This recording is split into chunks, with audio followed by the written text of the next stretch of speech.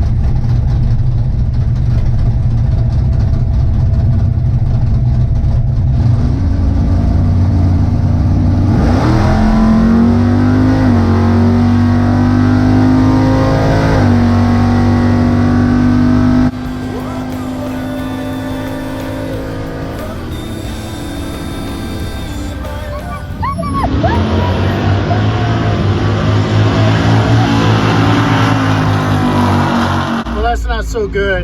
While I was waiting to line up against Jeff this second time we raced, I was already at 210 and about 225 when we left. By the time I got back here, steam was coming out from under the hood, so she's still running kind of hot. Gamblers, the Elite Eight. Second call, DJ Waits 1 and 2. Second call for the Gamblers, the Elite Eight. Car number 5256 has the potential buy.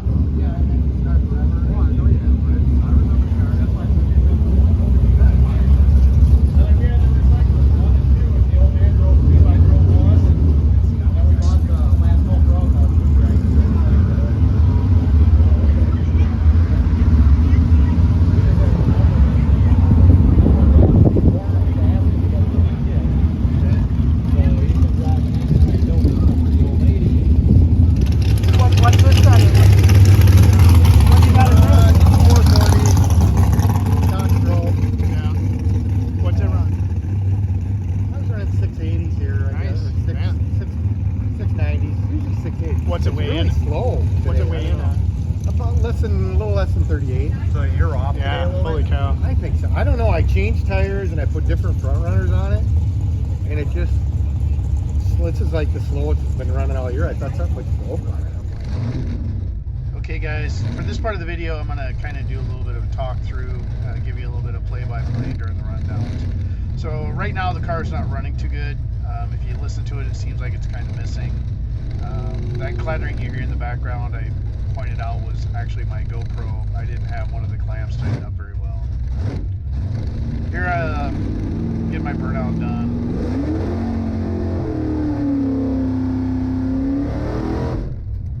Didn't feel too bad there, so I thought maybe I was getting the carburetor cleaned up. So here, when I'm working on getting the car staged, I didn't have my brakes pumped up enough. So when I'm trying to get up on the converter about 1800 to 2000 RPM, I wind up pushing through the beams. And I ran the car. Hear that? It does it again here. The car was kind of cutting out, and I figured that out. I had the 6100 chip still. And how many of you guys noticed that from this photo, I made that entire pass with one spark plug unplugged? So as you can see, the time slip, I pushed through the beams, minus 0.447. Car barely got out of its own way, ran a 1.7 60 foot. Did a 7.1 in the 8th mile at 98.25 miles an hour.